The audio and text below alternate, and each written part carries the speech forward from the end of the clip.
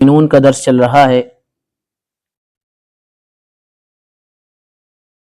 اس سورت کی شروعات میں اللہ رب العزت نے کامیاب اور مخلص ایمان والوں کی کچھ صفات بیان کی تھیں، پھر انسان کی تخلیق کے مراحل بیان کیے تھے کہ انسان جو پیدا ہوتا ہے تو کس مرحلے میں کیا ہوتا ہے اور پھر کیسے وجود میں آتا ہے، اس کو مختصراً اللہ رب العزت نے بیان کیا تھا۔ پھر انبیاء علیہم الصلاۃ والسلام میں سے کچھ نبیوں کا تذکرہ کیا تھا اور ان کی قوموں کا تذکرہ کیا، اور پھر یہاں پر آج جو درس شروع ہو رہا ہے اس میں تمام رسولوں کو مخاطب کر کے ایڈریس کر کے اللہ رب العزت کہہ رہے ہیں، اے رسولوں، یا ایھا الرسل،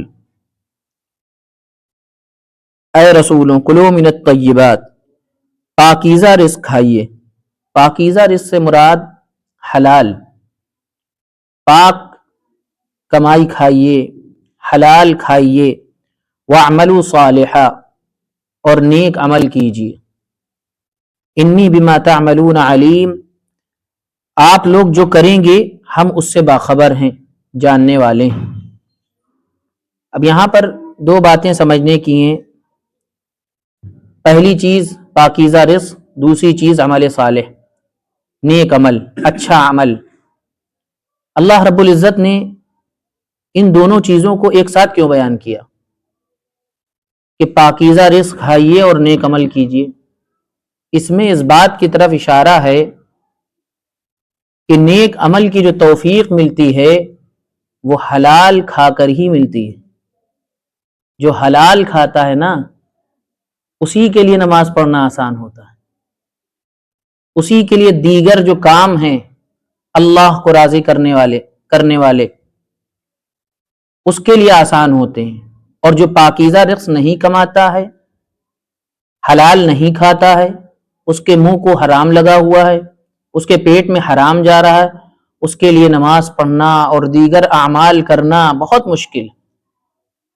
اسی لیے آپ دیکھیں ان دونوں چیزوں کو ایک ساتھ بیان کیا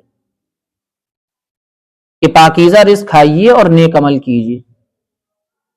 جب ہم صحیح کھاتے ہیں، حلال کھاتے ہیں، تو ہمارے جذبات، ہمارے احساسات، ہمارے دل کے خیالات اور ہوتے ہیں، لیکن خدا نخواستہ اگر ہمارے پیٹ میں حرام جاتا ہے تو ہمارے خیالات کچھ اور ہوتے ہیں، ہمیں وسوسے پریشان کرتے ہیں، طرح طرح کے ایسے خیالات آتے ہیں کہ معلوم ہوتا ہے دین بوجھ ہے، ہم جکڑ دیے گئے ہیں دین میں، پھر دین ایک بندش لگتا ہے، دین قید لگتا ہے، دین جیل کی طرح لگتا ہے۔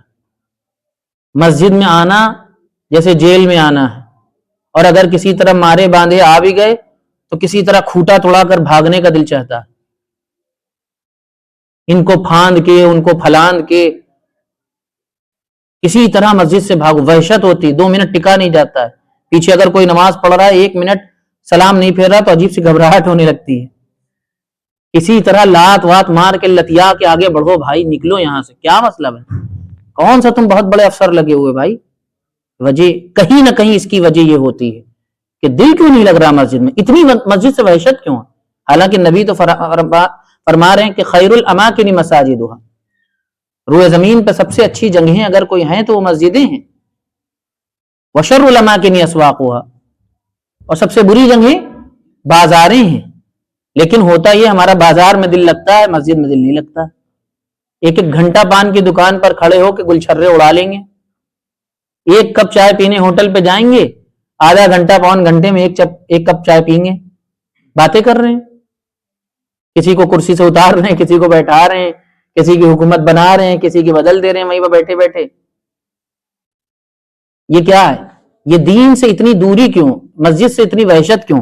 تو اس کی بہت ساری وجوہات ہو سکتی ہیں، ہم یہ نہیں کہہ رہے کہ صرف ایک یہ وجہ ہے، دین سے دوری کی وجہ بہت ساری ہو سکتی۔ ایک بہت بنیادی وجہ یہ بھی ہے کہ حلال و حرام کی جن کو تمیز نہیں ہوتی ہے، جو فرق نہیں کرتے ہیں حلال اور حرام میں، اور حلال بھی کھاتے ہیں حرام بھی کھاتے ہیں، ان کے لیے عمل بہت دشوار ہوتا۔ نماز کے بارے میں اللہ رب العزت نے قرآن میں فرمایا وَإِنَّهَا لَكَبِيرَةٌ إِلَّا عَلَى الْخَاشِعِينَ، یہ نماز بہت دشوار ہے، ہاں إِلَّا عَلَى الْخَاشِعِينَ، جو اللہ سے ڈرنے والے ان کے لیے بہت آسان۔ ان کا تو 5 نمازوں کے علاوہ نمازیں پڑھنے کا دل چاہتا ہے اور پڑھتے ہیں. اللہ کے نیک بندے تہجد پڑھتے ہیں، اوابین پڑھتے ہیں، اشراق پڑھتے ہیں، چاشت پڑھتے ہیں، ایک نماز کے بعد دوسری نماز کی تیاری شروع کر دیتے ہیں. ان کا دل مسجد میں اٹکا رہتا ہے، لٹکا رہتا ہے. اب اذان ہو کہ جب اذان ہو اور ہم اب جائیں اور جب جائیں مسجد. ایسے بھی خوش نصیب لوگ ہوتے ہیں. لیکن دوسری طرف بہت بڑی تعداد ایسے لوگوں کی ہے جن کا نیک عمل کی طرف دل چاہتا ہی نہیں ہے، نیک عمل کی طرف آتے ہی نہیں ہے. تو اس کی بہت ساری وجوہات میں سے ایک وجہ یہ بھی ہے کہ لوگوں کے پیٹ میں حرام ہے. حلال جب کھائیں گے تب انسان کے لیے نیک عمل کرنا آسان ہوگا. اس آیت کی روشنی میں یہ سبق ہمیں مل رہا. اللہ رب العزت نبیوں سے کہہ رہے ہیں، رسولوں سے کہہ رہے ہیں کہ حلال کھائیے اور نیک عمل کیجیے. پھر ایک بات اور ہے، انی بما تعملون علیم، آپ جو کریں گے اس کی خبر ہمیں ہے. یعنی عمل کرنا صرف اہم نہیں ہے، کس نیت سے تم عمل کر رہے ہو یہ بھی بہت اہم ہے. اللہ کی رضا کے لیے کر رہے ہو کہ دکھاوے کے لیے کر رہے ہو، اپنی ٹوپی اونچی کرنے کے لیے کر رہے ہو، اپنی عزت کے لیے کر رہے ہو. اسی لیے کہہ دیا کہ جو آپ کر رہے ہیں، ایک تو عمل جو کر رہے ہیں وہ بھی اللہ کے نوٹ ہو رہا، اور جس نیت سے کر رہے ہیں وہ بھی نوٹ ہو رہا. انی بما تعملون علیم، معلوم ہے نیک عمل بھی کرنا ہے اور اچھے جذبے سے کرنا، اچھی نیت سے کرنا. اور وہ اچھی نیت یہ ہے اللہ کی رضا. ہم نماز پڑھ رہے ہیں، ہم قرآن سن رہے ہیں، قرآن کا مطلب سمجھ رہے ہیں، کیوں ہم یہاں بیٹھے ہوئے ہیں؟ اگر صرف اس لیے بیٹھے ہیں کہ لوگوں کے سامنے بیان کریں، لوگوں واہ واہ کریں، کیا بیان کر دیا، کیا نقطہ بیان کر دیا، کیا پوائنٹ بتا دیا، اور لوگ کہیں بہت اچھے عالم صاحب ہیں ماشاءاللہ، اور آپ اس لیے بیٹھے ہیں کہ لوگ سمجھیں کہ ہم بھی دیندار ہیں، قرآن سمجھنے کا شوق ہے، ذوق ہے، تو ہمارا اور آپ کا بیٹھنا بیکار ہے. اگر غلط نیت ہے تو نیت اچھی کر لیں. اور ہمارا مسئلہ نیت بد کا نہیں ہے، بے نیتی کا. حضرت مولانا علی میاں رحمۃ اللہ تعالی علیہ ہمارے معروف مشہور بزرگ گزرے ہیں ندوے کے، مولانا علی میاں رحمۃ اللہ علیہ. وہ جگہ جگہ لکھتے ہیں کہ ہماری امت کا یعنی امت مسلمہ کا مسئلہ بد نیتی نہیں ہے، امت مسلمہ کا مسئلہ ہے بے نیتی. یعنی بد نیتی کا مطلب بری نیت سے کوئی کام کرنا، اور بے نیتی مطلب کوئی نیت ہی نہیں، بس رینڈملی کر دیا، دل میں خیال آیا کر دیا. تو حضرت مولانا نے فرمایا کہ ہم نیک عمل جو کرتے ہیں کبھی بھی بری نیت سے نہیں کرتے ہیں. یعنی انٹینشنلی، ارادے کے ساتھ بری نیت کر کے ہم نماز پڑھیں، ایسا نہیں ہوتا. ہماری کوئی نیت ہوتی ہی نہیں ہے، ہمارا مسئلہ یہ ہے. تو دونوں چیزیں نقصان دہ ہیں، بد نیتی بھی نقصان دہ ہے اور بے نیتی یعنی کوئی نیت نہ ہونا یہ بھی نقصان دہ. بلکہ نیت ہونا چاہیے اچھی، یہ ہے اللہ کو مطلوب کہ اچھی نیت کے ساتھ بال ارادہ مسجد میں داخل ہوں کہ مغرب کی نماز پڑھیں گے اور پھر انشاءاللہ درس قرآن سنیں گے، اور یہ اس لیے سنیں گے تاکہ ہم کو قرآن کا فہم حاصل ہو، قرآن کی سمجھ حاصل ہو، اور اس کے مطابق ہم عمل کریں گے انشاءاللہ، تاکہ ہمارا رب ہم سے راضی ہو، تاکہ اللہ ہمارا راضی ہو. یہ نیت دل میں کرنا چاہیے ارادے کے ساتھ، انٹینشنلی، بالعمد. بہرحال اللہ اسی کی طرف نشاندہی کر رہے ہیں، انی بما تعملون علیم، آپ جو کچھ بھی عمل کر رہے ہیں یا کریں گے ہم سے پوشیدہ نہیں، ہم جانتے ہیں. وَإِنَّ هَذِهِ أُمَّتُكُمْ أُمَّةً وَاحِدَةً، اور یہ سارے دین ایک ہی دین ہے. یعنی آدم سے لے کر حضرت محمد الرسول اللہ صلی اللہ علیہ وسلم تک انبیاء علیہم الصلاۃ والسلام نے، نبیوں نے جو دین ہمیں بتایا وہ سب ایک ہے. بنیادی طور پر سب کی بنیاد اور سب کا بیس ایک ہے. سب کی بنیاد میں 3 چیزیں شامل ہیں. ایک، اللہ اکیلا معبود ہے. دوسری چیز، میں نبی ہوں، مجھے نبی مانو، ہر نبی کا یہ پیغام رہا. اور تیسری چیز، آخرت برحق ہے. یہ ہے بنیاد دین کی، یہی ہے. اور ہر نبی کے یہاں یہ تینوں چیزیں ملتی ہیں، اللہ کی وحدانیت، نبی کی رسالت اور آخرت کا یقین. یہ 3 چیزیں ہر نبی کے یہاں ہیں. اسی لیے کہا یہ سارے دین ایک ہی دین ہے. مسائل میں تھوڑا اختلاف ہے، بس دین میں کوئی اختلاف نہیں، یاد رکھیے گا. آدم سے لے کر ہمارے آقا و مولا حضرت محمد صلی اللہ علیہ وسلم تک سارے انبیاء کے دین ایک ہیں، اور اس کی نشاندہی یہاں ہو رہی. وَإِنَّ هَذِهِ أُمَّتُكُمْ، امت سے مراد یہاں دین ہے، مفسرین نے لکھا. وَإِنَّ هَذِهِ أُمَّتُكُمْ أُمَّةً وَاحِدَةً، تم سب کا دین ایک دین ہے، تم نبیوں کا جو دین ہے جو تم کو دے کر بھیجا گیا وہ سب ایک ہے۔ وَأَنَا رَبُّكُمْ فَاتَّقُونَ، میں تمہارا رب ہوں لہذا مجھ سے ڈرو، مجھ سے تقوی اختیار کرو، میرا لحاظ کرو اور تفرقہ بازی نہ کرو، منتشر نہ ہو، میرا خیال کرو، اتحاد پیدا کرو، آپس میں انتشار نہ پیدا کرو۔ جب انتشار کا خیال آئے تو میرا ڈر، میرا تقوی تم پر حاوی ہونا چاہیے، اور جب اللہ کا تقوی حاوی ہوگا تو پھر انسان انتشار اور خلفشار نہیں پیدا کرے گا۔ یہ تقوی نہ ہونا اور اللہ کا ڈر نہ ہونے کی علامت ہے کہ انسان معمولی سی تبدیلی کی وجہ سے، معمولی سے فرق کی وجہ سے اپنی 1.5 اینٹ کی مسجد الگ بنا لیتا ہے، یعنی امت سے کٹ جاتا ہے اور انتشار و خلفشار کی باتیں پیدا کرتا ہے۔ اب جو بھی آج کے سماج میں مسلمانوں میں مسلک کے نام پر، نظریے کے نام پر، فکر کے نام پر افتراق پیدا کر رہے ہیں، یعنی الگ ہو رہے ہیں، وہ گویا دین اسلام سے الگ ہٹ کر اپنی 1.5 اینٹ کی مسجد بنا رہے ہیں۔ اسلام کے نام پر متحد ہونا چاہیے۔ اب جو تھوڑے سے اختلاف ہیں ٹھیک ہے، آپ اپنی جگہ خوش رہیے اختلاف کے ساتھ، کوئی رفع یدین کرتا ہے کوئی نہیں کرتا ہے، رفع یدین کرنے والے نہ کرنے والے کو صحیح سمجھے، ٹھیک ہے، آپ اپنا کریے، اور نہ کرنے والے کرنے والوں کو برا بھلا نہ کہیں، اس لیے کہ ہمارے اندر اتحاد کی جو باتیں ہیں وہ زیادہ ہیں، اختلاف اور افتراق کی جو چیزیں وہ کم ہیں، اور بنیادی چیزیں اتحاد کی ہیں۔ تمہارا نبی، تمہارا رسول، تمہارا قرآن، تمہارا اللہ، تمہارے صحابہ، تمہارے تابعین، تمہارے بزرگ، سب ایک ہیں۔ اب جو چند چیزیں اختلاف والی ہیں ان کو لے کر دوریاں پیدا کرنا، انتشار پیدا کرنا، یہ اللہ کا ڈر نہ ہونے کی وجہ سے۔ اسی لیے اللہ نے کہا کہ جب تک اللہ کا ڈر نہیں ہوگا انسان افتراق اور انتشار اور اختلاف سے نہیں بچے گا۔ وَأَنَا رَبُّكُمْ فَاتَّقُونَ، میں تمہارا رب ہوں، مجھ سے ڈرو۔ لیکن اللہ کہہ رہے ہیں ہر زمانے میں ایسے لوگ رہے ہیں اور آج بھی ہیں۔ فَتَقَطَّعُوا أَمْرَهُمْ بَيْنَهُمْ زُبُرًا، اللہ کا تو حکم یہ تھا کہ تم سب کا دین ایک ہے، دین کی بنیاد پر آپس میں شیر و شکر رہو، متحد رہو، یونائٹ رہو آپس میں، لیکن فَتَقَطَّعُوا أَمْرَهُمْ بَيْنَهُمْ زُبُرًا، انہوں نے آپس میں اپنے دین میں اختلاف پیدا کر کے انتشار پیدا کر دیا، الگ الگ ہو گئے دین میں اختلاف کر کے، زبرا، الگ الگ ہو گئے، دین میں اختلاف پیدا کر کے الگ الگ ہو گئے، یعنی انتشار پیدا کیا، امت کی یونٹی کو برقرار نہیں رکھا۔ اور آج بھی ایسے لوگ ہیں، اور ہوتا پھر کیا ہے، کل حزب بما لدیہم فرحون، جس کے پاس دین کا جتنا حصہ وہ اتنے ہی میں مست ہے، وہ سمجھ رہا پورا دین ہمارے پاس ہے۔ مسلکوں میں بھی یہ ہوتا ہے، آج بھی ہے، جو جس مسلک کا وہ سمجھ بس ہم حق ہیں، باقی سب بیوقوف، سب گمراہ، ہم ہیں، انا، میں، میری جماعت، میرا مسلک۔ کبھی وہم و خیال میں بھی نہیں آتا کہ دوسرے والوں کو بھی تو سمجھنے کی کوشش کر لیں، ان کی بھی سن لیں، ہو سکتا ہے وہی حق پر ہوں، نیک جذبے سے، لیکن نہیں، پہلے سے مان رکھا ہے کہ ہماری جماعت، ہمارے بزرگ، ہمارا مسلک، بس یہی حق پر ہے، اور دوسرے سب گمراہ ہیں۔ یہ میں مسالک کی بات کر رہا ہوں، ایسا نہیں ہونا چاہیے۔ آپ اپنے کو حق پر سمجھیں لیکن دوسرے کی توہین نہ کریں، دوسرے کی تحقیر نہ کریں، دوسرے کی پگڑی نہ اچھالیں، یہ ہے اتحاد کی بنیادیں۔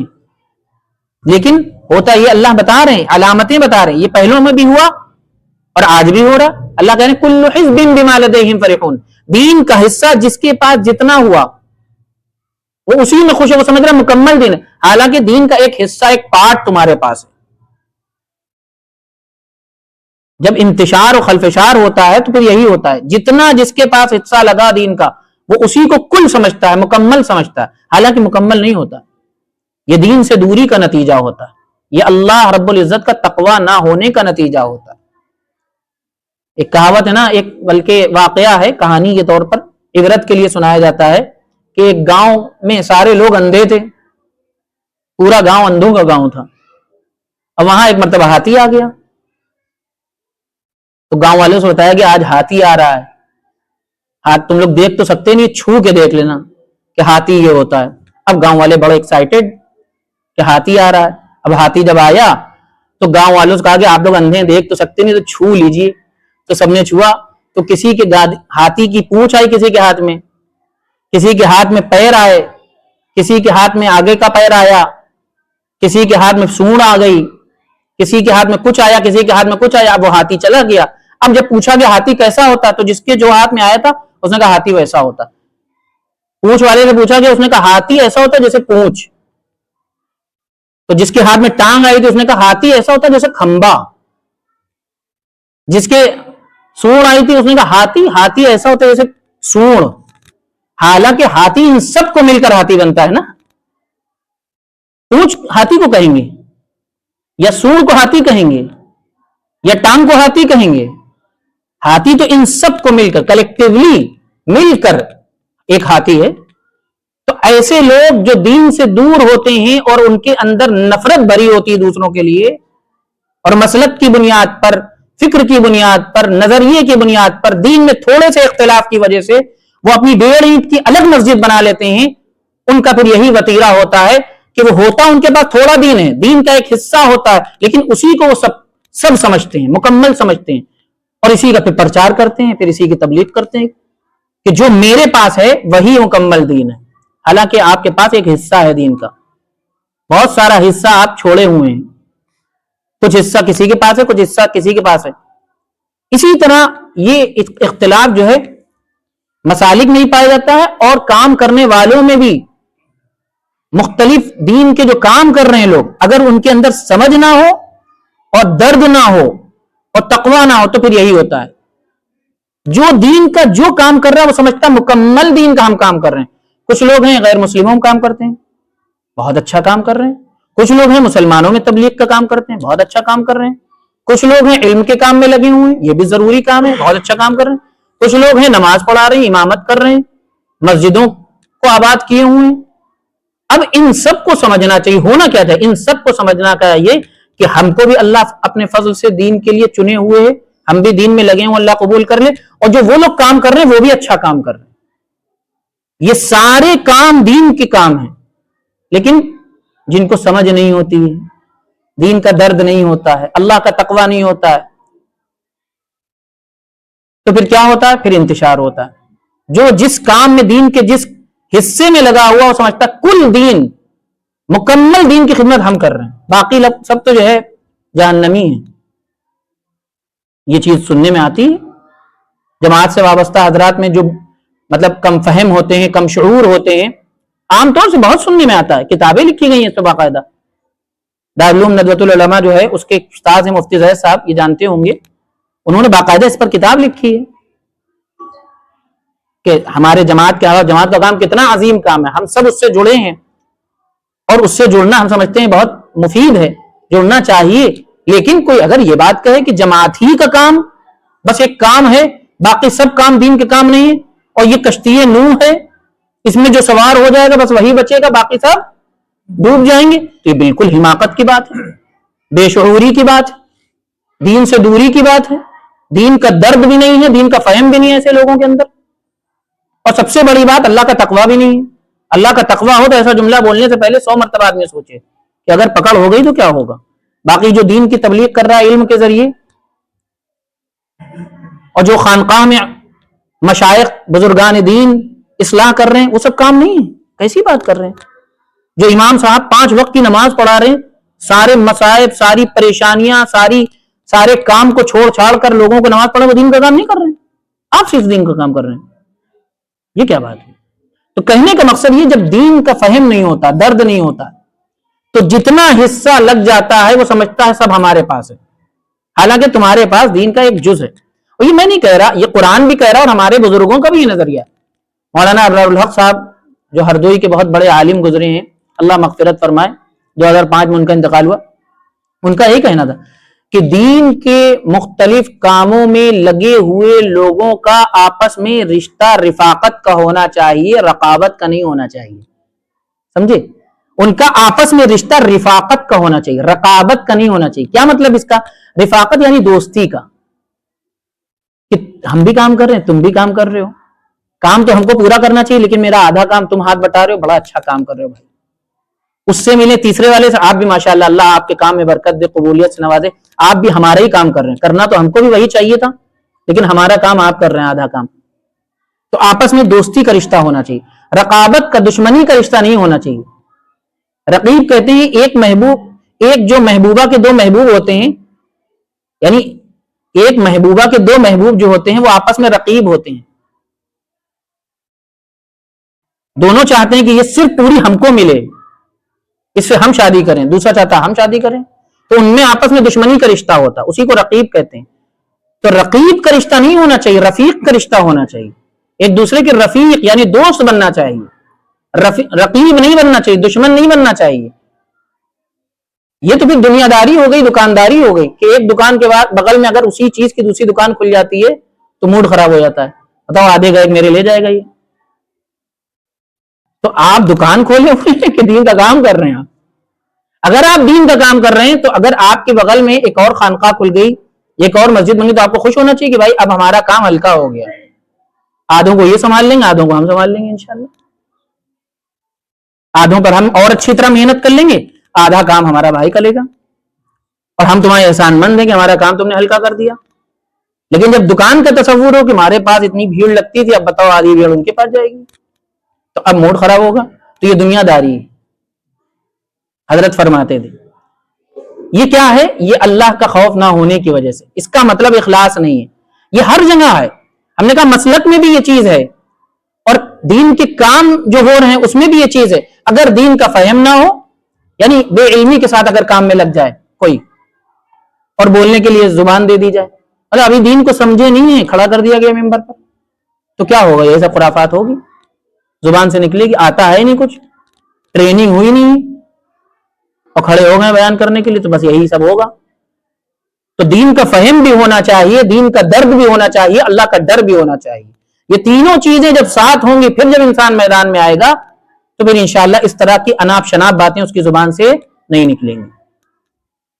کل حزب بما لدیہم فرحون، جب انتشار پیدا ہو جاتا ہے تو پھر یہی ہوتا ہے، جس کے پاس جتنا حصہ دین کا لگتا ہے وہ سمجھتا ہے کہ بس میرے پاس پورا دین ہے. فذرہم، اللہ رب العزت ایسے لوگوں کے بارے میں نبی کو ہدایت کر رہے، فذرہم فی غمرتہم حتی حین، ان کو ان کی غفلت میں چھوڑ دیجئے ایک وقت تک، ایک مدت تک. اس میں اصل مراد تو مشرکین ہیں، کہ مشرک بھی اپنے کو توحید کا علمبردار کہتے تھے، ابراہیم والا کہتے تھے اپنے کو، مطلب ہم بھی ابراہیم والے ہیں. مشرکین مکہ خاص طور سے اپنے کو حضرت ابراہیم سے الگ تھوڑی نہ کرتے تھے، لیکن انہوں نے ابراہیم والے دین کو کہاں سے کہاں پہنچا دیا تھا، کوئی مطلب نسبت ہی نہیں تھی، 360 ڈگری گھما دیا تھا اس کو. لیکن اس کے باوجود ابراہیم کے ماننے والے تھے وہ لوگ اپنے زوم میں. تو اللہ کہہ رہے ہیں ٹھیک ہے ٹھیک ہے، شرک کے ساتھ اگر یہ اپنے آپ کو ابراہیم والا کہہ رہے ہیں، کہنے دیجئے، فذرہم، چھوڑ دیجئے ان کو ان کے حال پر ایک مدت تک. کب تک؟ موت تک. موت آئے گی تو پتا چل جائے گا کتنے حق پر تھے، کتنے پانی میں تھے، سمجھ میں آ جائے گا. اَيَحْسَبُونَ أَنَّمَا نُمِدُّهُمْ بِهِ مِن مَالٍ وَبَنِينَ، اچھا جو گمراہ ہوتے ہیں، باطل پر ہوتے ہیں، عام طور سے جب ان کو دنیا کا مال و متاع ملتا ہے، دنیا کی عزت، دنیا کی شہرت، دنیا کا مال، تو وہ غلط فہمی میں ہوتے ہیں. وہ سمجھتے ہیں کہ اگر ہم غلط ہوتے تو ہم کو اتنا مال کیوں ملتا، یہ مال جو ہمیں ملا ہے اس کا مطلب اللہ ہم سے خوش ہیں، ہم صحیح پر ہیں. شرک کر رہے ہیں، کفر کر رہے ہیں، اور مال مل گیا یا شہرت مل گئی یا عزت مل گئی تو سمجھتے ہیں کہ اللہ ہم سے خوش ہے اس لیے دنیا میں دے رہا ہے، آخرت میں اس سے زیادہ دے گا. اسی طرح کے ایک واقعے کو اللہ رب العزت نے بیان کرنے کے بعد، یعنی ایک اچھا آدمی ہے، ایک برا آدمی ہے، برے آدمی کو اللہ رب العزت نے مال دے دیا ہے اور اچھے آدمی کو اللہ رب العزت نے آزمائش کے طور پر زیادہ مال نہیں دیا ہے، تو برا آدمی کیا کہتا ہے؟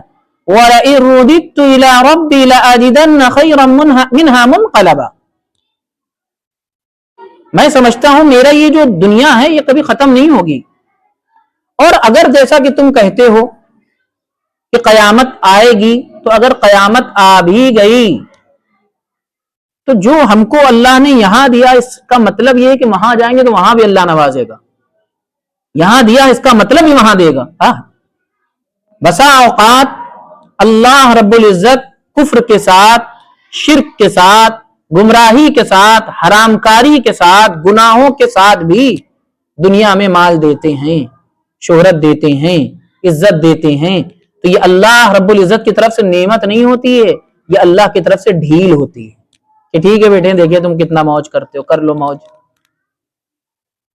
کر لو موج، پتا چلے گا. جیسے امتحان حال میں بچے جب امتحان دیتے ہیں تو وہ ٹیچر، وہ استاذ جس نے پڑھایا ہوتا ہے وہ حال میں موجود ہوتا ہے، بچے اس کے سامنے غلط لکھ رہے ہوتے ہیں لیکن اس کے باوجود وہ ہاتھ سے قلم چھینتا نہیں ہے، وہ ہاتھ پکڑتا نہیں ہے، وہ روکتا ٹوکتا نہیں ہے کہ امتحان ہے بیٹے لکھ لو، 3 گھنٹے تمہارے ہیں، پھر کاپی تو میرے ہی پہ آنا ہے، پھر بتائیں گے جب رزلٹ نکلے گا. یہی سچویشن ہے ہم سب کی. ہم لوگ یہاں امتحان دے رہے ہیں، یہاں ہماری گمراہیوں کے ساتھ بھی بسا اوقات اللہ دیتا ہے، ہمارے گناہوں کے ساتھ بھی اللہ دے رہا ہے، ہمارے شرک، ہمارے کفر، حتیٰ کہ اللہ ان کو بھی نواز رہا جو اللہ کے وجود کا انکار کرتے ہیں. آپ بتائیں سب سے بڑے ظالم تو یہی ہے کم بخت کہ جو اللہ نواز رہا کہہ رہے ہیں نہیں، جاؤ ٹھینگا.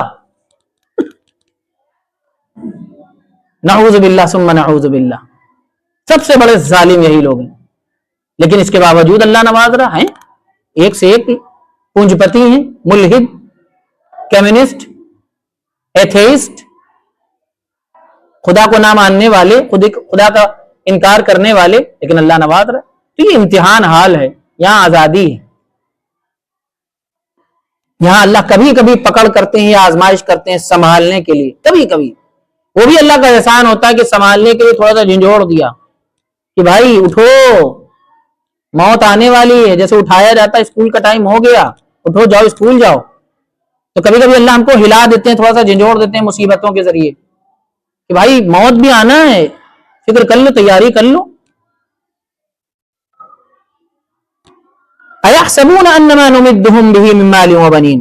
اللہ رب العزت ایسے لوگوں کے بارے میں کہہ رہے ہیں جو کفر کرتے ہیں، شرک کرتے ہیں، گناہ کرتے ہیں، پھر بھی اللہ نوازتا ہے ان کو. ان کے بارے میں کہہ رہے ہیں کیا یہ سمجھتے ہیں کہ ان کو ہم نے مال اور اولاد جو دے رکھی ہے، نُسَارِعُ لَهُمْ فِي الْخَيْرَاتِ، کیا ہم ان کو خیر کی چیزیں دے رہے ہیں اسی دنیا میں؟ یہ سمجھتے ہیں کہ مطلب خیر ہمیں مل رہا ہے، اللہ ہم کو بھلائی دے رہا ہے، نعمتوں سے نواز رہا ہے، اس کا مطلب ہم حق پر ہیں. اللہ کہہ رہے ہیں بل لا یشعرون، ہرگز نہیں، انہیں احساس نہیں ہے، یہ تو ڈھیل میں ہے.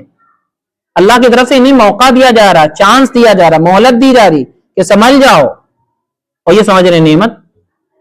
حدیث میں اللہ کے نبی جناب محمد رسول اللہ صلی اللہ علیہ وسلم نے فرمایا ان اللہ لا یملی للظالم حتی اذا اخذہ لم یفلت، کہ بسا اوقات اللہ ظالم کو ظلم کے باوجود بھی موقع دیتے ہیں، ڈھیل دیتے ہیں، یعنی اس کو نوازتے ہیں، اس کو کوئی پریشانی نہیں آتی، اس کے کبھی سر میں درد بھی نہیں ہوتا، حالانکہ ظالم ہے. لم یفلت، یہاں تک کہ جب پکڑ لیتے ہیں اللہ تو پھر موقع نہیں دیتے ہیں. اور پھر اللہ کے نبی صلی اللہ علیہ وسلم نے یہ آیت پڑھی قرآن کی وَكَذَلِكَ أَخْذُ رَبِّكَ إِذَا أَخَذَ الْقُرَى وَهِيَ ظَالِمَةٌ إِنَّ أَخْذَهُ عَلِيمٌ شَدِيدٌ، إِنَّ أَخْذَهُ عَلِيمٌ شَدِيدٌ، کہ اللہ رب العزت کی پکڑ ایسی ہے ظالموں کے لیے. وَكَذَلِكَ أَخْذُ رَبِّكَ إِذَا أَخَذَ الْقُرَى، جب اللہ بستیوں کو پکڑتے ہیں عذاب میں تو اسی طرح پکڑتے ہیں. ان اخذہ علیم شدید، اللہ کی پکڑ بڑی دردناک ہے، بڑی سخت، کوئی چھڑا نہیں سکتا اللہ کی پکڑ سے. بہرحال یہ مشرک شرک کے باوجود سمجھتے ہیں کہ چونکہ ہم کو مال ملا ہے، خاص طور سے مشرکین مکہ، ان کو چودراہٹ ملی تھی پورے عرب کی، پورے عرب میں عرب کے چودھری تھے. کیوں؟ کعبۃ اللہ کا جوار ان کو حاصل تھا، پڑوس ان کو حاصل تھا، یہ اس کے رکھوالے تھے، اس کے منتظم تھے، انتظام کرتے تھے، اس کی وجہ سے ان کی عزت حاصل تھی پورے عرب میں. اب یہ اس غلط فہمی میں تھے کہ ہم کو چونکہ چودراہٹ حاصل ہے اس لیے ہم حق پر ہیں، اور یہ محمد پتہ نہیں کس طرف ہم کو بلا رہے ہیں. اگر ہم حق پر نہ ہوتے تو اللہ ہم کو کعبۃ اللہ کی چودراہٹ دیتے، ہم کو انتظام دیتے. یہ تو پوتر گھر ہے، محمد آپ بھی کہتے ہیں کہ یہ اللہ کا گھر ہے، تو جب اللہ کے گھر کے منتظم ہم ہیں، اس کا مطلب ہم جو کر رہے ہیں صحیح کر رہے ہیں، تبھی تو اللہ ہم کو مال سے نواز رہا ہے، عزت سے نواز رہا ہے، پورے عرب میں ہماری عزت ہے. اللہ کہہ رہے ہیں بل لا یشعرون، ان کو احساس نہیں.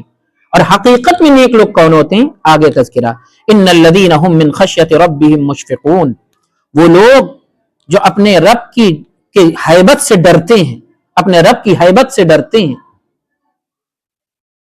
محبت کے ساتھ اللہ کا ڈر ہونا چاہیے، اور ایسا ڈر جو گناہ سے روکتے.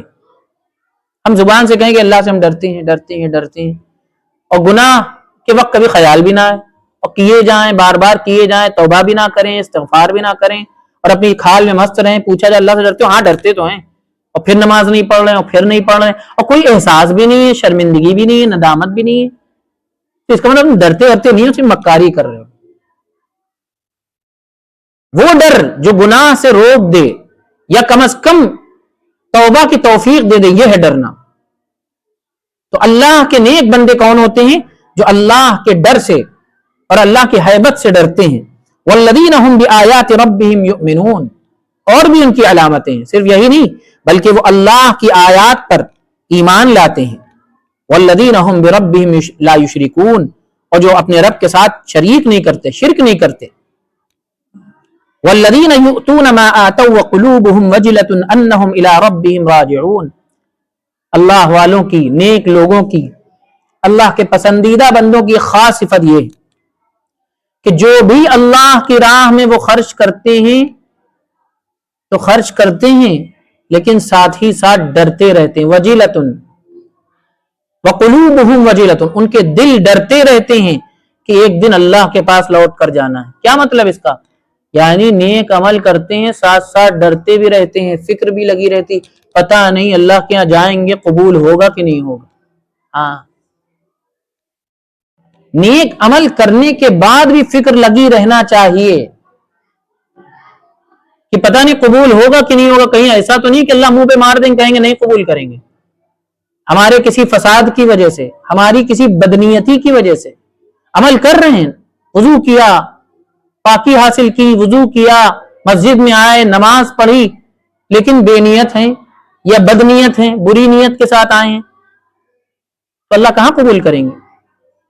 اور جو اچھی نیت سے آتا ہے تو نماز پڑھنے کے بعد یا کوئی بھی نیک عمل کرنے کے بعد کبھی بھی وہ اکڑے گا نہیں، اترائے گا نہیں. کیوں نہیں اترائے گا؟